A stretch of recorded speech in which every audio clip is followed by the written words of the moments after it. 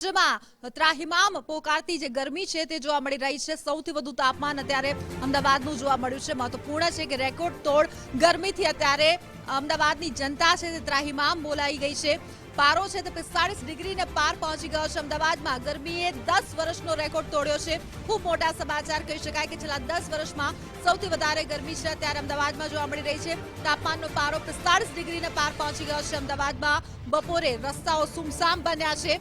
કાળઝાળ ગરમી વચ્ચે લૂથી પણ લોકો સાવધાની બરકી રહ્યા છે। મહત્વપૂર્ણ છે કે જે રીતે અત્યારે ગરમીએ રેકોર્ડ તોડ્યો છે। મહત્વપૂર્ણ છે કે ગરમીએ અત્યારે માજા મૂકી છે।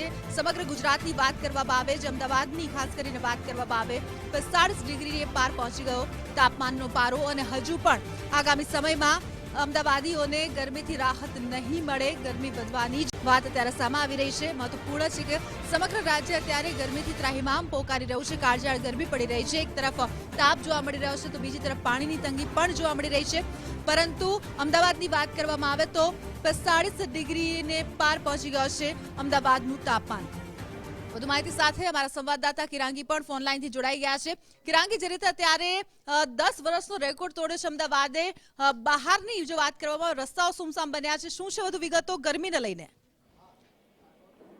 બંસી, જે રીતે વાત કરવામાં આવે કે સમગ્ર રાજ્યમાં રેકોર્ડ બ્રેક ગરમી જે છે તે એપ્રિલ મહિનામાં જ નોંધાઈ રહી છે। અમદાવાદમાં ગઈકાલે તાપમાન જે છે તે સૌથી હાઈએસ્ટ નોંધાયું હતું। 44.3 ડિગ્રી તાપમાન ગઈકાલે નોંધાયું હતું અને આજની વાત કરવામાં આવે તો આજે બપોરના સમયે 44.4 ડિગ્રી તાપમાન જે છે તે નોંધાયું છે। એટલે કે એક તરફ અમદાવાદમાં સૌથી વધારે ગરમી પડી રહી છે, તેને કારણે ઓરેન્જ એલર્ટ જે છે તે આપવામાં આવી છે। અમદાવાદ સહિત 6 શહેરોમાં ઓરેન્જ એલર્ટ જારી કરવામાં આવી છે। એટલે કે તાપમાન જે છે તે 44 ડિગ્રીએ પહોંચી ગયું છે, તેને કારણે ઓરેન્જ એલર્ટ આપવામાં આવી છે। હીટવેવની આગાહીની વાત કરવામાં આવે તો અમદાવાદ, ગાંધીનગર, કચ્છ છે, સૌરાષ્ટ્ર છે, રાજકોટ છે, જ્યાં આગળ હીટવેવની આગાહી જે છે તે હવામાન વિભાગ દ્વારા આપવામાં આવી છે। હજુ પણ આગામી 48 કલાક જે છે તે અગન જ્વાળા જે છે તે ફૂંકાઈ શકે છે। એટલે કે હજુ પણ 1 થી 2 ડિગ્રી તાપમાન જે છે તે વધી શકે છે તેવું અનુમાન હવામાન વિભાગ દ્વારા લગાવવામાં આવ્યું છે। અને અમદાવાદમાં આગામી 2 દિવસમાં તાપમાનનો પારો 45 ને પાર જાય તેમાં કોઈ જ નવાઈ નથી। સાથે સાથે કિરાંગી, જે રીતે અત્યારે 10 વર્ષનો રેકોર્ડ તો તૂટ્યો છે અને હજુ પણ આપ કહી રહ્યા છો કે આગામી સમયમાં 1-2 ડિગ્રી જે તાપમાનનો પારો છે તે વધી શકવાની શક્યતા, ખાસ કરીને હીટસ્ટ્રોક જેવી બીમારીના જે કહેવાય કે કિસ્સાઓ પણ આ સમયમાં વધતા હોય છે, ત્યારે ખાસ કરીને અમદાવાદમાં અત્યારે કેવી પરિસ્થિતિ છે આ પ્રકારની હીટસ્ટ્રોકને લઈને, કે કેવી સાવધાની અત્યારે લોકો બરતી રહ્યા છે, તેના વિશે પણ જાણવા માંગીશ। બંસી, જે રીતે વાત કરવામાં આવે કે હવામાન વિભાગ દ્વારા પણ જણાવવામાં આવ્યું છે, સાથે જ અમદાવાદ મ્યુનિસિપલ કોર્પોરેશન દ્વારા પણ જણાવવામાં આવ્યું છે કે બપોરના જે 12 થી 4 નો સમય છે, જ્યારે ખૂબ જ તાપ પડતો હોય છે, તે સમયે માથા ઉપર રૂમાલ નાખીને કે માથું ઢાંકીને જ બહાર નીકળવું, સાથે જ પાણીની બોટલ જોડે રાખવી કે જેથી ડિહાઇડ્રેશનનો તમે શિકાર ન બનો। વધુમાં વધુ પાણી જે છે તેનું ગ્રહણ કરવું જોઈએ, પ્રવાહી પદાર્થો વધારે લેવા જોઈએ કે જેથી કરી અને બોડીમાં જે પાણીનું લેવલ હોય છે તે ઘટી ન જાય અને તમે ડિહાઇડ્રેશનનો શિકાર ન બનો। ફળોનો જ્યુસ જે છે તે પીવો જોઈએ। સાથે જ જે શુગર જે આપણને ઇન્ટેક કહી શકાય કે ગ્લુકોઝ છે, શુગર ઇન્ટેક જેનાથી થતું હોય એ પદાર્થો પણ પીવા જોઈએ કે જેથી તમને હીટ સ્ટ્રોક ન લાગી શકે। અને જે રીતે સૂચન આપવામાં આવ્યું છે અમદાવાદ મ્યુનિસિપલ કોર્પોરેશન અને સાથે જ જે હવામાનના ડિરેક્ટર છે તેમના દ્વારા પણ જણાવવામાં આવ્યું છે કે કામ વગર બપોરના સમયે બહાર જવાનું ટાળવું જોઈએ। 2 વ્હીલર પર તમે જો બહાર ફરતા હો તો અવશ્ય તમારે માથું ઢાંકીને જ બહાર નીકળવું જોઈએ। જેટલું બને એટલું તમે એવા પોશાક પહેરવા જોઈએ કે જેથી કરીને કોટનથી ગરમીનો શિકાર જે છે તે તમે ન બનો। બિલકુલ, આભાર કિરાંગી આ સમગ્ર માહિતી બદલ। તો જે રીતે અત્યારે અમદાવાદની ખાસ કરીને પરિસ્થિતિની વાત કરવામાં આવે તો રેકોર્ડ તોડ ગરમીથી લોકો ત્રાહિમામ પુકારી ઉઠ્યા છે। મહત્વપૂર્ણ છે કે હજુ પણ આગામી સમયમાં 1 કે 2 ડિગ્રી જે તાપમાન છે તે વધવાની આગાહી છે તે પણ હવામાન વિભાગ દ્વારા કરવામાં આવી છે। ખાસ કરીને સમગ્ર રાજ્યમાં અત્યારે આ પ્રકારની પરિસ્થિતિ છે તે જોવા મળી રહી છે। ગરમીથી લોકો ત્રાહિમામ પોકારી ઉઠ્યા છે।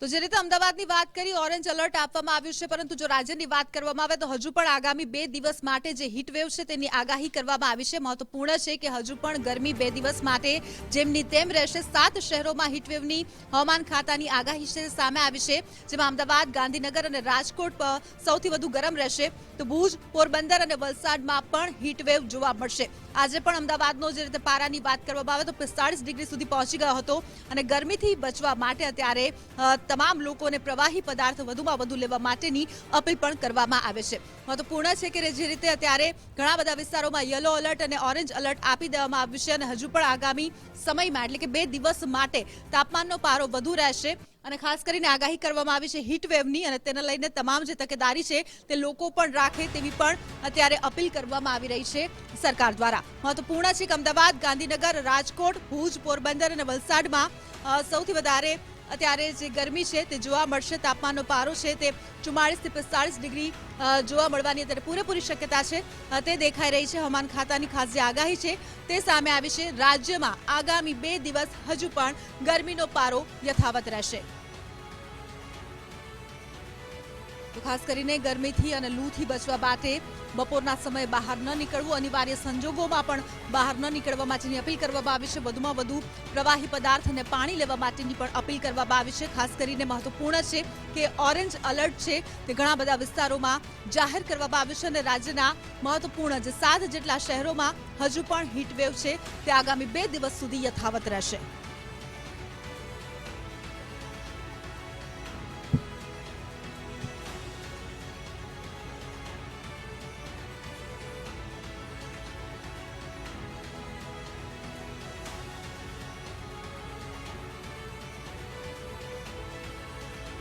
આજ મુદ્દા પર વધુ માહિતી આપવા માટે અમારા સંવાદદાતા અમિત અમારી સાથે વડોદરાથી સીધા જ જોડાઈ ગયા છે. અમિત, આપને પૂછવા માંગીશ, વડોદરાની હાલ તો પરિસ્થિતિ કેવી, જે રીતે અત્યારે ગરમી છે તેને કારણે લોકો ત્રાહિમામ પોકારી ઉઠ્યા છે ત્યારે?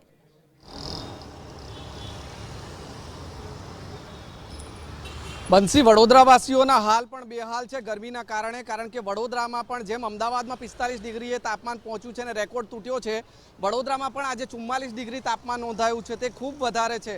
સામાન્ય સંજોગોમાં આટલી ગરમી જ્યારે પડતી હોય ત્યારે નાગરિકો ત્રાહિમામ પોકારી ઉઠતા હોય છે અને આજકાલ ન માત્ર વડોદરા કે અમદાવાદમાં સમગ્ર રાજ્યમાં મોટાભાગના ભાગોમાં એ જોવા મળી રહ્યું છે કે 40 ડિગ્રીથી ઉપર સતત પારો રહી રહ્યો છે.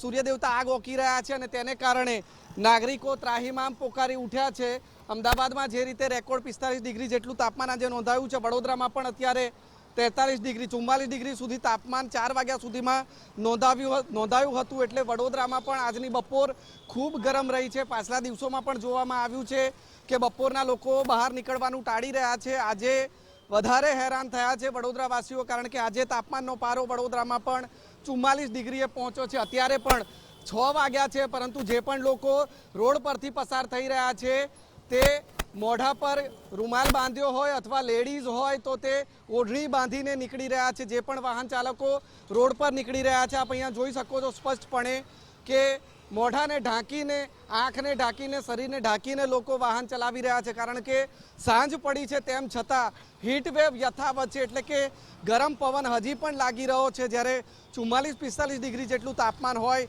ત્યારે સ્વાભાવિકપણે હીટવેવ થાય, ગરમ પવન આવે અને એટલા માટે જ બીમારીથી બચવા માટે આટલી ગરમીમાં લોકો બીમાર પડી જતા હોય છે અને ના છૂટકે જ્યારે બહાર નીકળવાનું આવે આટલા તાપમાં ત્યારે પોતે પ્રોટેક્ટ થઈને લોકો નીકળી રહ્યા છે. એટલે જે વડોદરામાં પણ 44 ડિગ્રી જેટલું તાપમાન નોંધાયું છે, જે ખૂબ છે અને આજે આખો દિવસભર વડોદરાવાસીઓ પણ અમદાવાદવાસીઓની જેમ ખૂબ હેરાન થયા છે.